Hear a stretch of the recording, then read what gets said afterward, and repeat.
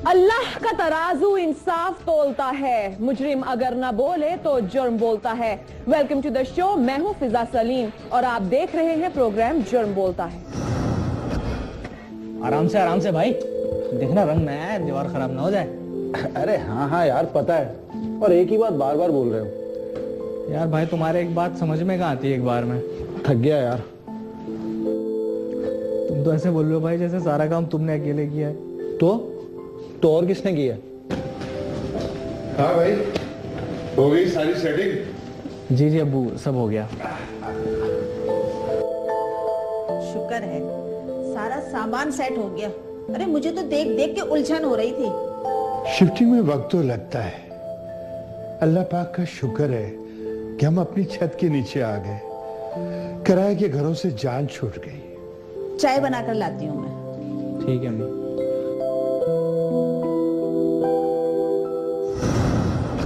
Master Ali मुराद ने सारी जिंदगी मेहनत करके सिर्फ इज्जत ही कमाई थी। उनकी बीवी एक सुघड़ और घर बनाने वाली औरत थी, इसीलिए सारी जिंदगी पाई पाई जोड़ती रही। बेटे नौकरी करने लगे तो कमेटियां डालनी, तब कहीं जाकर ये मुमकिन हुआ कि वो अपने लिए एक अच्छा सा घर बनाने की काबिल हो सके। लेकिन नए घर में दाखिल होते ही फोन की घंटी बजी। अब ये घंटी खतरे की थी या रुसवाई की, अभी किसी को इस बात का अदराक नहीं था।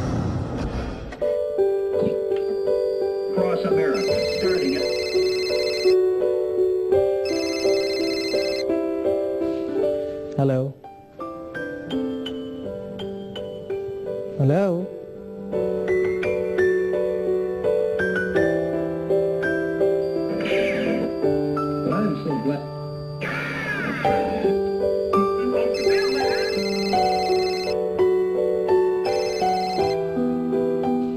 हेलो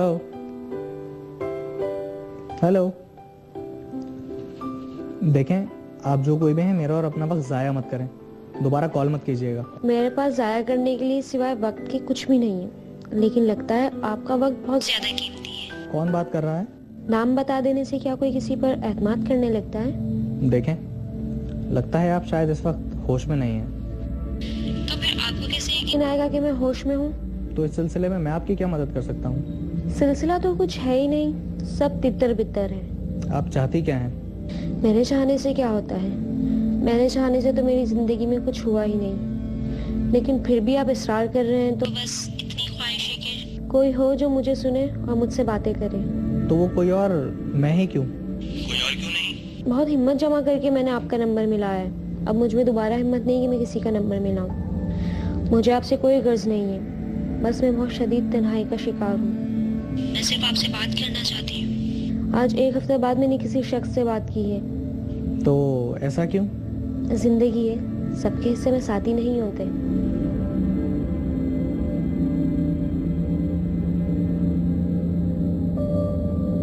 पता नहीं कहाँ कहाँ से लोग आ जाते हैं उठ के।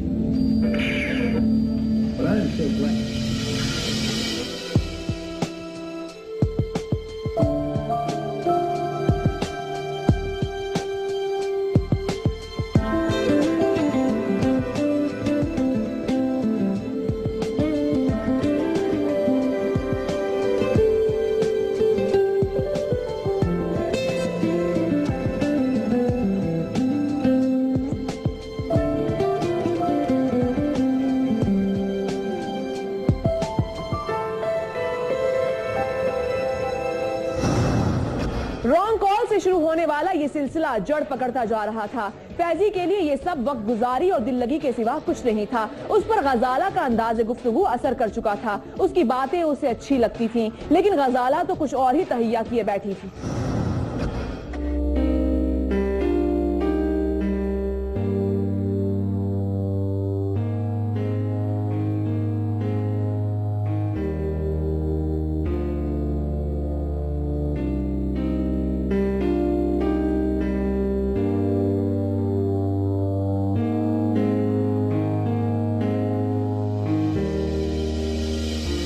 गजाला, तुम आज कुछ बोल नहीं रही, बिल्कुल चुप हो। कहना तो बहुत कुछ चाहती हूँ, लेकिन अल्फाज नहीं मिल रहे। हैरत की बात है, तुम्हारे पास अल्फाज नहीं है। होता है कभी कभी ऐसा, जब दिल में कोई आरज़ू मचल रही हो तो अल्फाज नहीं मिलते। ऐसी क्या बात है?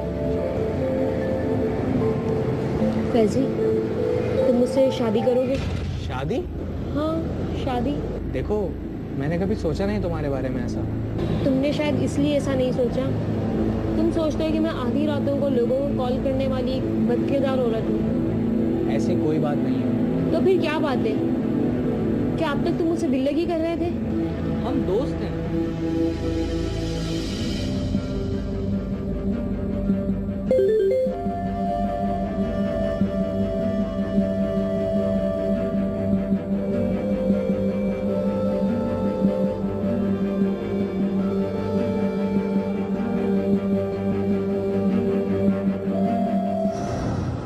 इस मुलाकात के बाद फैजी ने गजाला से बात करनी छोड़ दी। वो उसे कॉल करती रही लेकिन फैजी ने उसकी कोई कॉल पिक नहीं की, ना ही किसी SMS का जवाब दिया। कुछ दिन बाद गजाला की तरफ से भी खामोशी हो गई। वो जो कहते हैं कि खामोशी किसी तूफान का पेश खैमा होती है, तो ऐसा ही हुआ। एक रोज गजाला फैजी के दरवाजे पर खड़ी थी, जिसका कभी फैजी ने तसव्वुर भी नहीं किया था।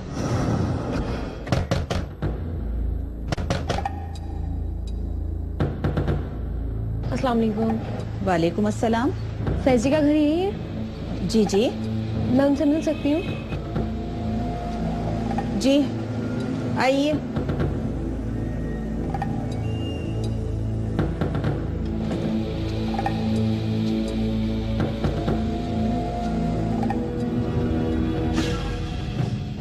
बेटा, ये तुमसे मिलने आई हैं। तुमने मेरे पास और कोई रास्ता ही नहीं छोड़ा था, इसलिए मुझे यहाँ आना पड़ा। फैजी, आखिर मेरा कसूर क्या है? क्या हो रहा है ये सब? नहीं, वो मैं समझाता हूँ आपको। मैं बच्ची नहीं हूँ जो तुम मुझे समझाओगे। क्या हुआ भाई? ये कैसी शोर पुकार मची हुई है? पूछ ले अपने बेटे से और इस लड़की से जो इस वक्त हमारे घर पर मौजूद है। फैजी बेटा, क्या माजरा है? मैं बताती हूँ आपको। आपका बेटा मेरे साथ फोन पर बातें कर सकता है, मेरे साथ घूम सकता है, लेकिन मुझसे शादी नहीं कर सकता। हाँ, मैं नहीं कर सकता तुमसे शादी।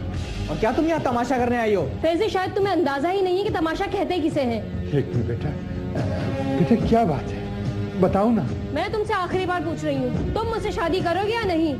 नहीं, मैं तुम्हारी शक्ल भी नहीं देखना चाहता।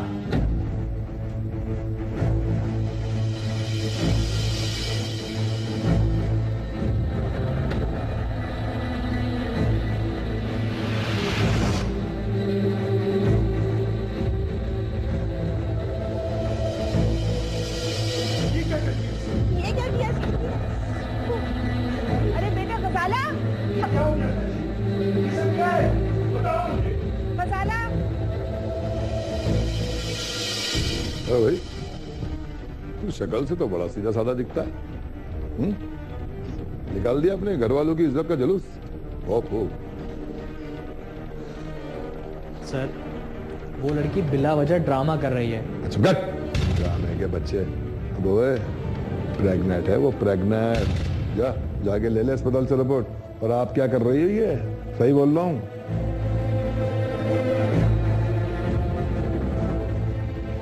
देखो बड़े साहब, मेरी इंफॉर्मेशन के मुताबिक आप इस इलाके की बड़ी बाइज्जत शख्सियत हैं। आपके लड़कों को जो करना था वो तो उन्होंने कर लिया।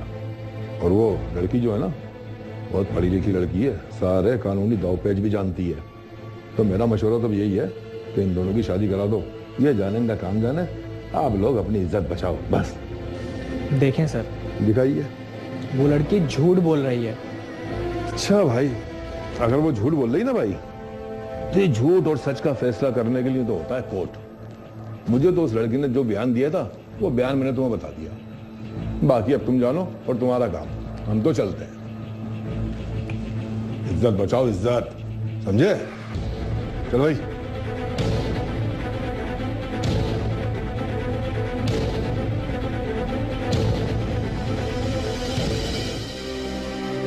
पता नहीं इस लड़के ने क्या सोच रखा है, परेशान करके रख दिया है, बिल्कुल सुकून गारत हो गया। मुझे तुमसे ये उम्मीद नहीं थी फैजी। घर की इज्जत को चौराहे पर ले आया तू। जा जा, अब कोर्ट कचहरी के चक्कर लगा तू। इस उम्र में तूने हमें रुस्वा कर दिया। नहीं, इसकी नौबत नहीं आएगी।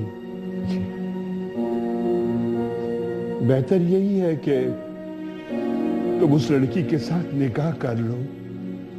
और उसके साथ रह सकोगे तुम। इसके सिवा तुम्हारे पास कोई रास्ता नहीं है।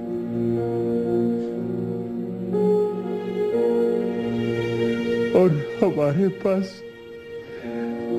अपनी इज्जत बचाने के सिवा कोई चारा नहीं है। अम्मी मेरी बात तो सुन ले।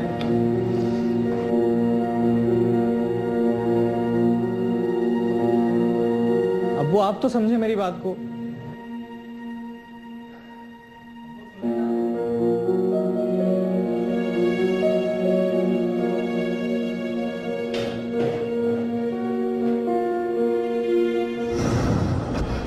इंसानों हैवान तुम लोग हैं। लेके चली साई। देखिए देखिए, बात सुने, आपने जो करना है उसके साथ कीजिए। चलो लेके चल इसका। चलो बेटे। इनकी उम्र का अरे क्या कर रहे हैं आप लोग?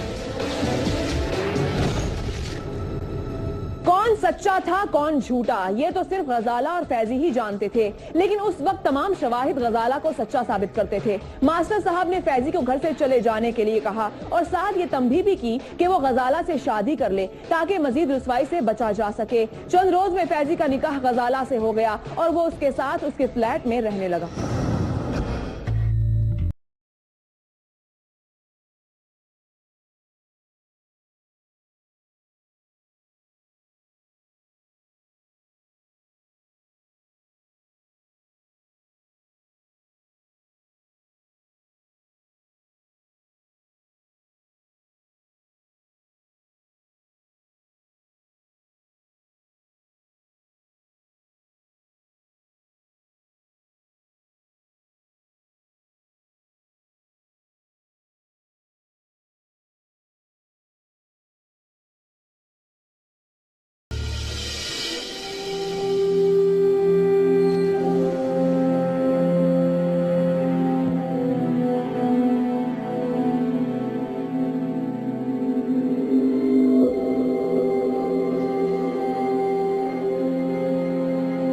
कब तक चलेगा ये सब कुछ फैजी? सारी जिंदगी। इतना आसान नहीं है मुझे नजरअंदाज करना। मैं इंसान हूं, कोई खिलौना नहीं। ये पहले सोचना चाहिए था ना। मैंने जो कुछ किया तुम्हारे लिए किया ना। हटो मेरे रास्ते से। नहीं हटूंगी, बहुत हो गया बस। मैंने कहा हटो मेरे रास्ते से। नहीं हटूंगी, जो करना है कर लो।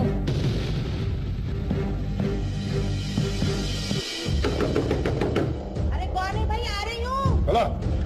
कौन है? ये क्या बदतमीजी है भाई? क्या हो रहा है, कुछ पता तो चले। ये क्या बदतमीजी है? ओए बदतमीज, खिलाऊं तुझे तमीज। बेटा कहाँ है तेरा? अब वो यहाँ नहीं रहता और हमारा उससे कोई वास्ता नहीं है। ओह, तुम्हारा उससे कोई वास्ता ही नहीं है। अब ओए, उस मासूम और शरीफ लड़की के जेवर बेच के खा गए तुम लोग हैं? और तेरा बेटा उसके 20 लाख रुपए उस प्रेग्नेंट औरत पे तशद्दुद किया तुम लोगों ने। तो मैं तो समझता था दुनिया का सबसे ज्यादा कमीना आदमी मैं हूँ। अबे तुम तो मुझसे ही बड़े निकले। अबे इंसानों हैवान तुम लोग हैं। लेके चली साई। देखिए देखिए, बात सुने, आपने जो करना है उसके साथ कीजिए। गिरफ्तार करना है ना उसको गिरफ्तार कीजिए। लेकिन अब हमारा उससे कोई वास्ता नहीं। लेकिन हमारा वास्ता आपसे है। चलो लेके चल इसका। चलो बेटे। इनकी उम्र का अरे क्या कर रहे हैं आप लोग? तो तेरा बेटा भी वहीं आया। अरे भाई किस तरह क्या कर रहे हैं आप लोग? अरे छोड़ दे। ओ बुढ़िया, चुप। आवाज ना निकले तेरी। तेरा बेटा है तो थाने में।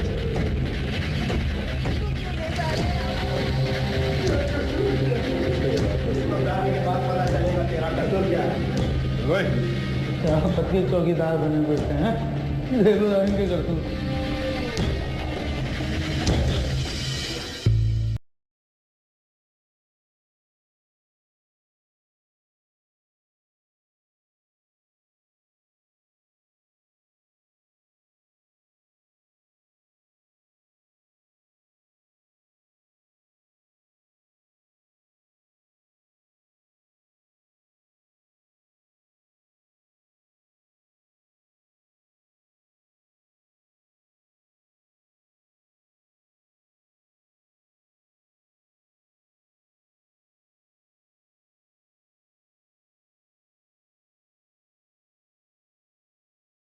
अब आप ही बताएं मैं क्या करूं?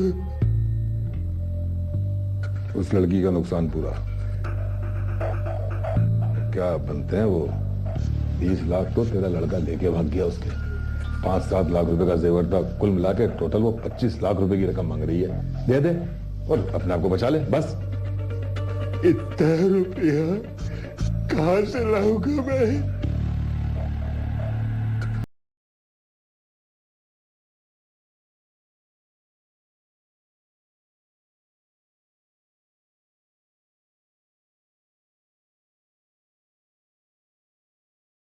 जायदाद आदमी क्यों बनाता है? इसीलिए कि बुरे वक्तों में काम आए। बेच दे मकान अपना और मार उसके मुंह पे 25 लाख रुपए और अपनी इज्जत बचा ले। वरना चाचा यकीन जान तू यहीं सड़ता रहेगा और मुझे बड़ा अफसोस होगा। मैं दिल का बड़ा ठंडा हूं, बड़ा नरम आदमी हूं दिल का।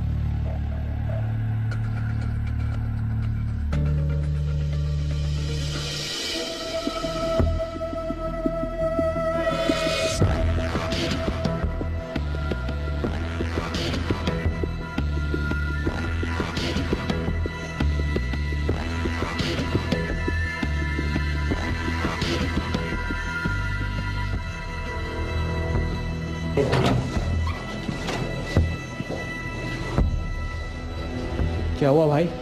तुमने मुझे यहाँ क्यों बुलाया है? क्या हुआ? तुम्हारी वजह से पुलिस वालों ने मां की बेइज्जती की और अब्बू को धक्के मारते हुए थाने ले गए और तुम पूछ रहे हो कि क्या हुआ?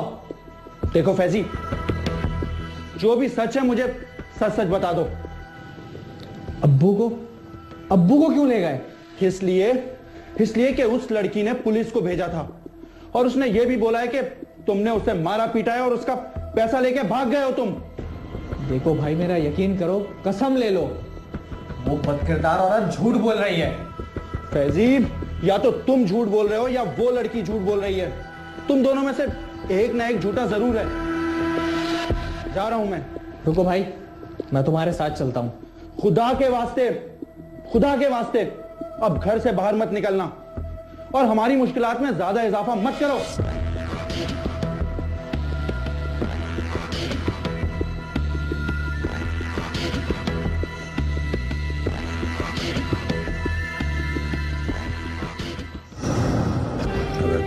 कमाल का आदमी तू भाई।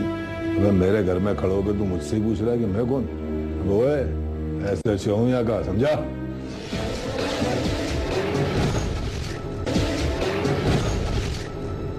मास्टर साहब ने जो इज्जत सारी जिंदगी लगाकर कमाई थी वो एक ही पल में गारत हो गई। पुलिस उन्हें दिन दिहाड़े उठाकर ले गई थी। मोहल्ले में तरह तरह की बातें बन रही थीं। इस सारी सूरत हाल ने फैजी के भाई उमैर की छठी हिस्स को खबरदार कर दिया। उसे लगने लगा था कि कुछ तो है जो गलत है, कोई तो है जो इन्हें फंसा रहा है। तुम्हारे भाई का केस बहुत कमजोर है हर तरह से, क्योंकि तुम लोगों ने खुद ही बताया कि वो लड़की के साथ अपने ताल्लुकात का एतराफ कर चुका है। सर, ये उसकी गलती थी कि उसने एक अनजान औरत से फोन पे दोस्ती कर ली और इसकी बहुत बड़ी कीमत चुका चुके हैं मेरे घर वाले। और दूसरा ये सर कि पुलिस भी हमारी मदद नहीं कर रही, बल्कि वो तो उस लड़की की साइड ले रही है। इस केस में पुलिस जो कुछ कर सकती थी वो किया।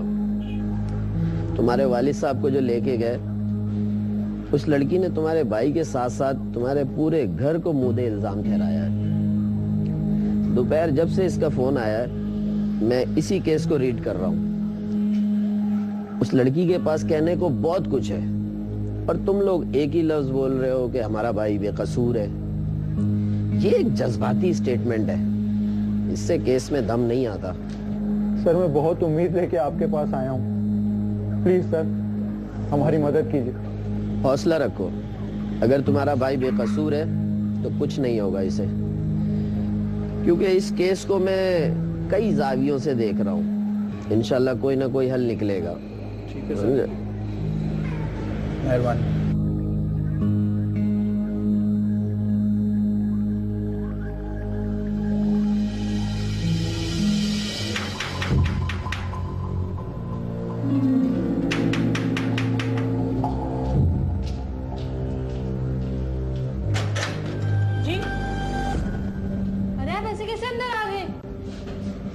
आगे चलो, बताते हैं। चलो।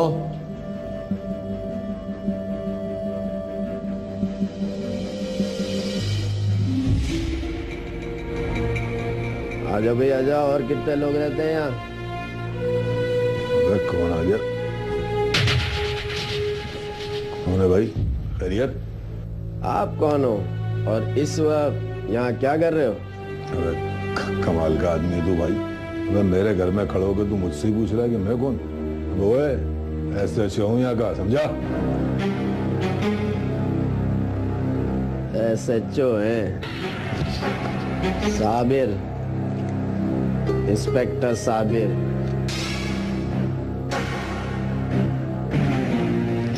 इन्वेस्टिगेशन डिपार्टमेंट से हूँ। खैरियत? काम तो तुम लोगों ने बहुत तगड़ा किया था। उसमें प्रेगनेंसी और मिसकैरेज का अगर मसाला नहीं डालते तो शायद कामयाब भी हो जाते। कहते हैं ना, मसाला हर काम को मजा नहीं देता है। खाली रिपोर्टों की वजह से फंस गए तुम लोग। सर आप मेरी बात तो सुने। सुनना सुनाना अब कोर्ट में, अब तक आप ही की सुन रहे थे। वो मेरे भाई हुए, मुझे कानून ना सीखा। तेरे पास कोई सबूत है मेरी गिरफ्तारी के? सबूत का पूरा टोकरा है मेरे पास, फिक्र मत करो आप। अरेस्ट करो सर को। चल रहा हूँ ना।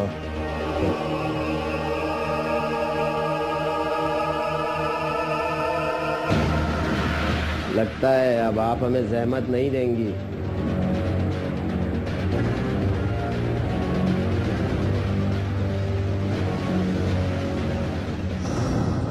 इज्जतदार के पास इज्जत के सिवा भला होता ही क्या है। इस बात का अंदाजा उन लोगों को बखूबी होता है जो इज्जत के सिवा अपनी झोली में सभी कुछ रखते हैं। SHO तनवीर और गजाला का शुमार भी ऐसे ही लोगों में होता है जो इज्जतदार लोगों को ट्रैप करके माल बनाते थे। ये सिलसिला बहुत अरसे से चल रहा था, लेकिन मुजरिम को एक दिन अपने किए गए जुर्म का हिसाब देना ही होता है, चाहे वो कितना ही अय्यार क्यों ना हो। दूसरी तरफ फैजी जैसे लड़कों को भी फोन पर महज नस्वानी आवाज सुनकर कुर्बान नहीं हो जाना चाहिए। कहीं ऐसा ना हो कि एक और गजाला किसी फैजी की इज्जत खाक में मिलाने का प्लान तैयार कर चुकी हो। ब्रेक के बाद देखिए डकैती के दौरान कत्ल करने वाले कैसे पुलिस के हाथ लगे। जदीद टेक्नोलॉजी टावर ट्रैकिंग ने डाकुओं का छुपना नामुमकिन बना दिया। नहीं बच सकते ये डाकू, ये लुटेरे अब नहीं बच सकते और इन्हें बचना भी नहीं चाहिए। एक तो लोगों की खून पसीने की कमाई पर हाथ साफ करते हैं और फिर इंतहाई सफाकियत और बेदर्दी के साथ उनका खून कर देते हैं। कानून नाफिज करने वाले इदारों ने भी इन्हें सबक सिखाने की ठान ली है और ऐसे में मदद ली जा रही है जदीद टेक्नोलॉजी से।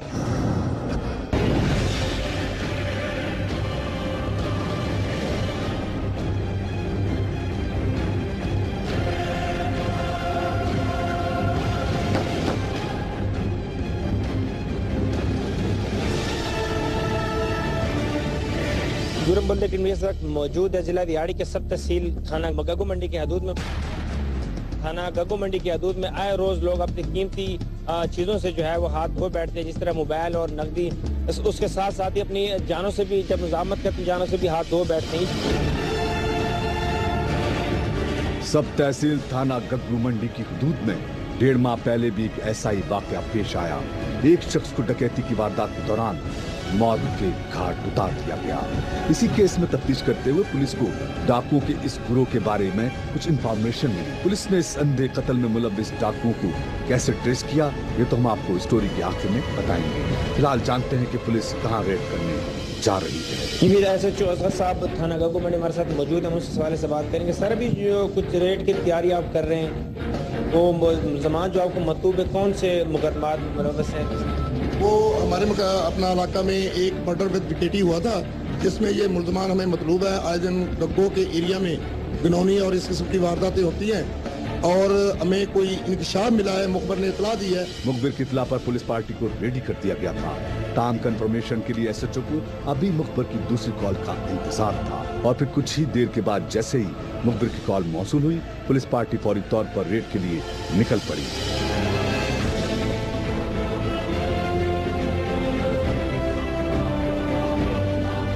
SHO रेडिंग पार्टी के हमरा अभी रास्ते में ही थे कि मोटरसाइकिल पर सवार दो पुलिस एहलकार पुलिस वैन के पास पहुंचे और कुछ मालूमात का तबादला किया। अपनी टीम को ड्राइवर रहनुमाई कर रहे हैं, उनको बता रहे हैं कि किस रास्ते से किस तरह से जाना है। और सारी मालूमात इकट्ठी करने के बाद दोनों मोटरसाइकिल सवार और दीगर पुलिस पार्टी आबादी से दूर उस मकान के पास पहुंच गई जहां मुल्जिमान के छुपे होने की इत्तला थी। जिस जगह पे जो है ये पहुंच चुके हैं, उस मकाम के जहां पे छुपे हुए मुल्जिमान।